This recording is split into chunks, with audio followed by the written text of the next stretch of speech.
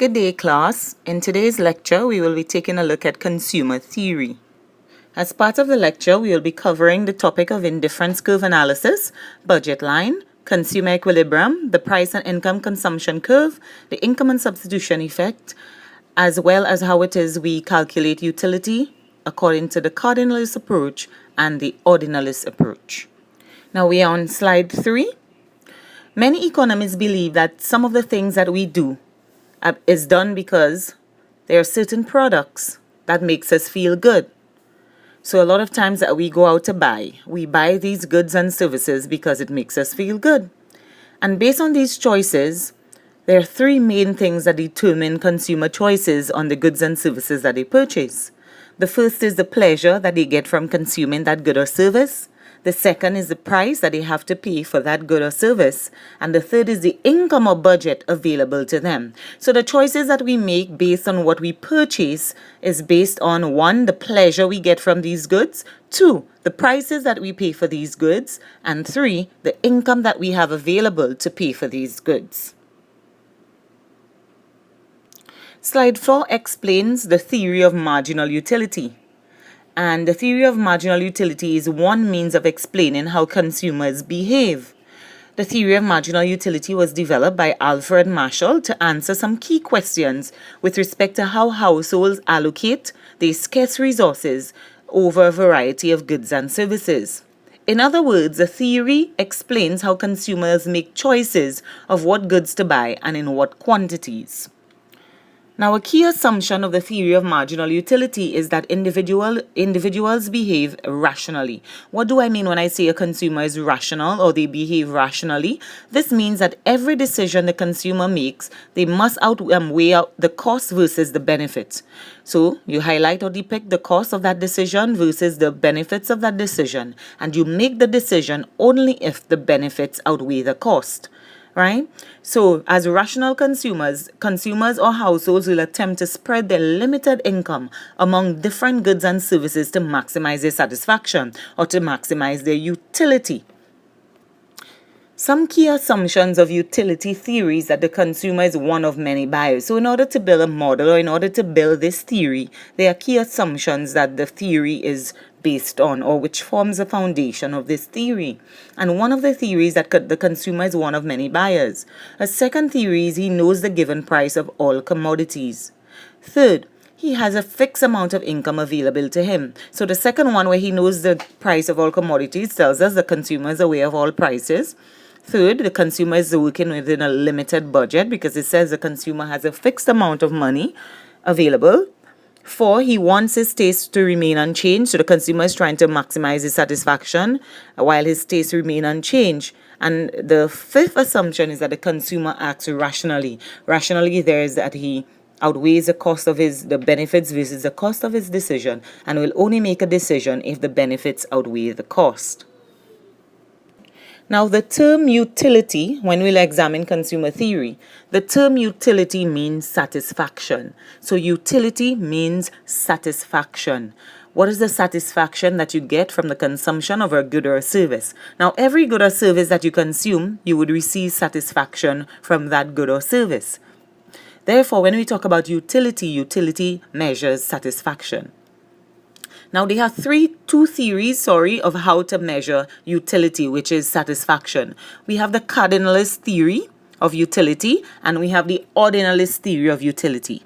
Now, the cardinalist theory of utility, their main assumption is that utility can be measured or satisfaction can be measured. So, according to the cardinalists, they measure utility in monetary terms. And remember, I'm saying utility means satisfaction, a satisfaction gained from the consumption of a good or service. So cardinalists are saying that utility can be measured in monetary terms by the amount of money that consumers are willing to sacrifice for another unit of a commodity. Now, some economists suggest that utility can be measured in a subject called util. So utility, according to the cardinalists are saying that utility can be measured. Not only are they saying utility can be measured, but they're saying utility can be measured in monetary terms. and they use the measurement utils to measure utility. Now, so let us just recap in slide 8. What is utility? So we are saying utility is a theoretical concept, and it refers to the level of satisfaction, benefit, or usefulness of a good to a consumer. So utility is a theoretical concept, theoretically, not practically. It's a theoretical concept which refers to the level of satisfaction or benefits or usefulness of a good to a consumer. So if utility is satisfaction, then total utility would measure total satisfaction or the combined satisfaction of consuming a number of goods and services. So for example, if one consumes 10 cups of coffee a day, then the total utility would be the total satisfaction gained from consuming the 10 cups. And then we look at marginal utility. The word marginal means one more or one less. So marginal utility is the additional or the extra satisfaction obtained from consuming an additional unit of a good. So for example, if I've had 5 chocolates, when I have the 6th chocolate, what is the additional utility I got from satisfying one more unit of that good? So just to recap, utility means satisfaction. Total utility means total satisfaction. Marginal utility means additional satisfaction derived from the consumption of a good or a service. And according to the cardinalists are saying that utility can be measured or satisfaction can be measured in monetary terms. And they use utils to measure utility or to measure satisfaction. Now on to slide 9, we'll examine some assumptions of utility theory. And one of the assumptions of the utility theory is that of completeness. When we talk about completeness, we are talking about, and this is also called the assumptions or the axioms of utility.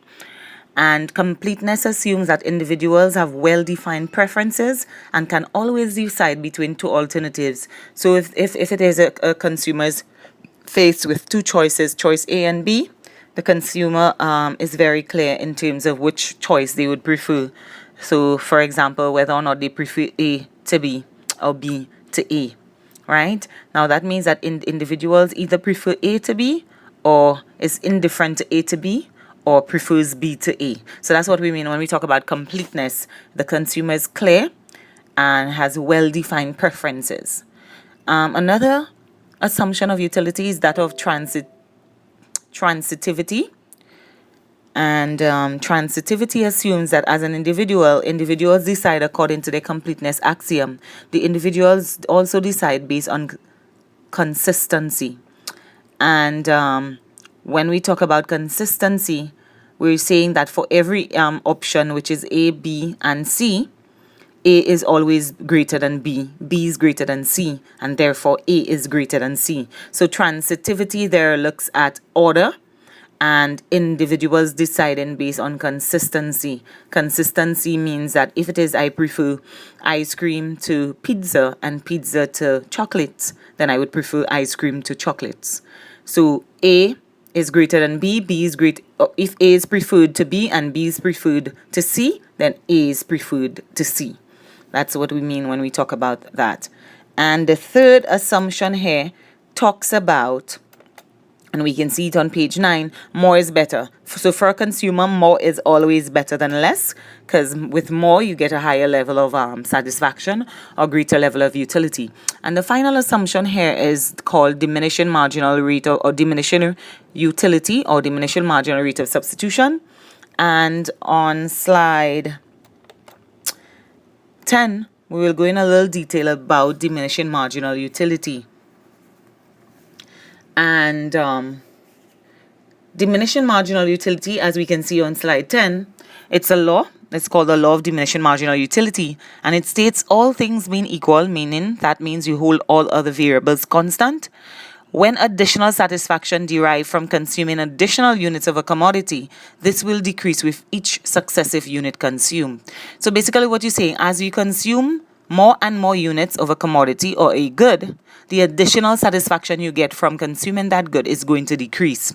Although total satisfaction will be increasing, marginal or the additional satisfaction will be decreasing. So the assumption of diminishing marginal utility means that total utility will continue to increase as each successive unit is consumed, but at a decreasing rate. Let me give you an example. For example, if it is I've had consumed my first bar of chocolate, the total satisfaction I've received from that, let's say, is 50 utils. Then I have a second bar of chocolate. The second bar of chocolate is going to give me less satisfaction from the first bar. So let us imagine I got 40 utils from the second bar and then 30 utils from the third bar. Although my total utility is increasing, because if I were to add the satisfaction from the first bar, the second bar, and the third bar, total satisfaction is increasing. However, marginal satisfaction, which is the additional satisfaction that I gain from each successive unit, is decreasing. That is known as the law of diminishing marginal utility. So it means that as you keep increasing the number of goods that you consume, your total utility is increasing, but the marginal utility, which is your additional utility, would be decreasing. Now on to slide 11. Slide 11 would depict diminishing marginal utility, because you can see total utility is being measured there. As you consume more units of a good, your total utility is increasing. However, your marginal utility is decreasing. So as total utility is increasing, marginal utility is increasing, until we come to a point at the maximum of your total utility curve. Your marginal utility would be equal to 0. If you were to consume any additional good after that point, after the maximum of your total utility, then you would be gaining negative satisfaction from that good, right? So you would not be gaining any satisfaction. You'd be gaining negative satisfaction from that good, and your total satisfaction would instead start to decrease. Now let's move on. That was the cardinalist. So remember, the cardinalist is saying that utility can be measured, and we can measure utility in utils. We can measure it in monetary values. So for example, if I consume one chocolate, I can receive 50 utils from consuming that chocolate. However, the ordinalists on slide 12, ordinalists have a different view or different idea in terms of how utility or satisfaction is measured. And the ordinalists are saying that we can measure utility or satisfaction based on preferences. So there are choices that consumers make which can take the following form. And these are the preferences that we have. So if R represents at least as good as, then X0 is at least as good as X1, or we can say chocolates is at least as good as ice cream, which means that the first good is at least as good as. So that's one preference. Another preference is that we are indifferent to. So I can say I am indifferent to Coke versus Sprite, or Coke versus Pepsi. So another choice is that you can be indifferent. And the third choice is that you can strictly prefer. So I can say I strictly prefer Ben & Jerry's ice cream to Haagen-Dazs, or Ben & Jerry's ice cream to Cold Stone, or Ben & Jerry's ice cream to Flavorite. So that's another preference. So according to the ordinalist, we measure utility, or we measure satisfaction based on our preferences. So if I prefer one good over the other, then it is expected that I will receive a greater level of satisfaction from that good than the other good. So whereas cardinalists measure utility based on monetary values, ordinalists measure utility based on preferences, how they rank their preferences. Now we are going to go on to examine the indifference curve analysis, and the indifference curve theory or analysis is all part of consumer behavior. And now when we talk about the indifference curve, consumers examine the behavior. Consumer theory examines the behavior of consumers and the preferences that they make in order to maximize their satisfaction. Now, when we take a look at indifference curve analysis, indifference curves are a set of tools used in economics to explain the behavior of consumers in different markets. So, indifference curve analysis is part of consumer theory. And remember, consumer theory is examining the behavior of consumers in terms of how they maximize their satisfaction. So we are going to move on to slide 14, where we'll define what is meant by indifference analysis, what is meant to be indifferent, and what is meant by the indifference curve. So indifference curve analysis or indifferent analysis is an alternative way of explaining consumer choices. So indifferent analysis is a way in which consumer choices are explained. What does it mean to be indifferent? To be indifferent means that a consumer has no preference among choices. So if I'm indifferent in terms of the juice that you offer me, juice versus water, and I'm saying saying to you that I'm indifferent, it means that I don't have one specific preference over the other. So that takes us to indifference curve. What is an indifference curve? An indifference curve is a curve that shows all the combination of two goods that the consumer is indifferent to, or which yields the consumer the same level of satisfaction. So the indifference curve is a curve. What does the curve show? It shows a combination of two goods. So there are two goods. One is measured on the x-axis. The other one is measured on the y-axis. So it shows us the combination of two goods for which the consumer is indifferent, or which yields the consumer the same level of satisfaction. And on slide 15, we can see clearly depicted the indifference curve. So on the y-axis, we see clothing is measured. On the x-axis, we are seeing food is being measured. And on the indifference curve, we are seeing different points from A to F. Any point on the indifference curve will represent or will mean that the consumer is receiving the same level of satisfaction. So whether the consumer is at point A or point F, they are receiving the same level of satisfaction. At point A, the consumer is consuming 30 units of clothing and 1 unit of food. So whether the consumer consumes 30 units of clothing or 1 unit of food, or at point E, 8 units of clothing and 5 units of food, it does not matter. As long as they are on the indifference curve, they are yielding the same level of satisfaction. So at any point along the indifference curve, the consumer is yielding the same level of satisfaction. Now, the main aim of indifference curve analysis is to analyze how rational consumers choose between two goods, right? So it allows us to see how consumers choose between two goods, and for these choices would still yield the consumer the same level of satisfaction. Now, on slide 17, we are going to examine some major key properties of the indifference curve. Some key properties or key functions of the indifference curve. So the first property of an indifference curve is that the indifference curve is downward sloping or negatively sloped. And downward sloping or negatively sloped means that the two goods are moving in the opposite direction. So it means that if we are increasing the amount of clothing that we consume, then we have to decrease the amount of food that the consumer is consuming. So it means that in order for there to be an increase in one good, there must be a decrease in the other good. So that's what we mean by downward sloping or negatively sloped. And you would see based on the curve that in order for the consumer to buy more clothing, they must give up buying food. Or in order for them to buy more food, they must give up buying clothing. So the indifference curve is downward sloping or negatively sloped. The second property is that the indifference curve is convex to the origin, and that's the shape of the indifference curve. You can see that it's convex to the origin. The third property is that the further away it is from the origin, the higher the level of utility or the higher the level of satisfaction. So the further away it is from the origin, the higher the level of satisfaction. And the fourth property is that indifference curves should never intersect. So indifference curves should never intersect because remember, the indifference curve shows us different levels of utility, and the further away it is from the origin, then the greater the level of satisfaction. So if we have indifference curve 1 and then above that we have indifference curve 2, indifference curve 2 would have a greater level of satisfaction from indifference curve 1. Therefore, if indifference curve 2 has 50 utils and indifference curve 1 has 40 utils, the two could never intersect because 50 could never be equal to 40. So that's another property of the indifference curve. Indifference curve could never intersect.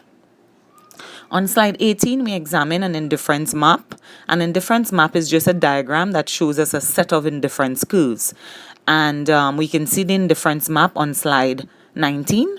And it indicates the consumer preferences among combinations of goods and services. And the further away from the origin, the indifference curve, the more the combinations of goods along the curve are preferred, or the higher the level of utility. So on the indifference map on slide 19, you could see that the higher the indifference curve, the greater the level of satisfaction. So basically, from indifference curve, the satisfaction derived from indifference curve 5 would be greater from indifference curve 4, which would be greater than 3, greater than 2, and greater than 1. So the further away it is from the origin, the greater the level of satisfaction derived from the consumption of that good or service. All right, so let's just recap. We're seeing that indifference curve shows us the combinations of two goods that can be consumed by a consumer for which you are yielding the same level of satisfaction. We also looked at some properties of the indifference curve. We saw that it's downward sloping. It's convex to the origin. Indifference curves could never intersect. And the further away it is from the origin, the greater the level of utility. We saw indifference map, which is a combination of indifference curves, for which the further it is away from the origin, the higher the level of satisfaction or utility that can be derived from it. Now, we are on to slide 20. The indifference curve basically shows us consumer preferences, and it tells us what the consumer is willing to buy, but it does not tell us what the consumer is able to buy. So though I may be willing to buy a particular good, I may not be able to buy it because of budget constraints. So we are now going to move on to examine a concept called the budget line. What is the budget line? A budget line shows us all the combination of two goods that the consumer can buy given a fixed income at a constant price. So your budget line, if you were to think about your budget line, think about your income, your budget. Your budget, you would put in place a budget based on the income that you have. And that budget would constrain you in terms of what you are able to buy. So a budget line shows us all the combinations of two goods that the consumer can buy at a given price, at a given income. And the slope of the budget line is also known as the economic rate of substitution, which is the price of good X over the price of good Y. So the slope of the budget line is the price ratio between the combination of two goods, which is good X and good Y. Therefore, it would be price of good X over price of good Y, which is equal to ERS. And ERS there is the economic rate of substitution. Now, let me just recap. I forgot to mention earlier when we were doing the indifference curve, the slope of the indifference curve is the marginal rate of substitution. What is the margin MRS? What is the marginal rate of substitution? Remember, in order for the consumer to get more food, they must substitute clothing, right? So the rate at which you are substituting one good for the other is the marginal rate of substitution, and that would be the marginal utility of good X over the marginal utility of good Y. So the slope of the indifference curve is the marginal rate of substitution, which is equal to the marginal utility of good X over the marginal utility of good Y. The slope of the budget line is the economic rate of substitution, which is the price of good X over the price of good Y. Now in slide 22, you would see clearly defined a budget line. And that budget line constrains the consumer. So on the y-axis, we have income given the price of clothing. On the x-axis, we have income given the price of food. So that budget line shows you the maximum amount of clothing and food the consumer can purchase given the consumer's income. Now, on slide 23, we'll see some properties of the budget line.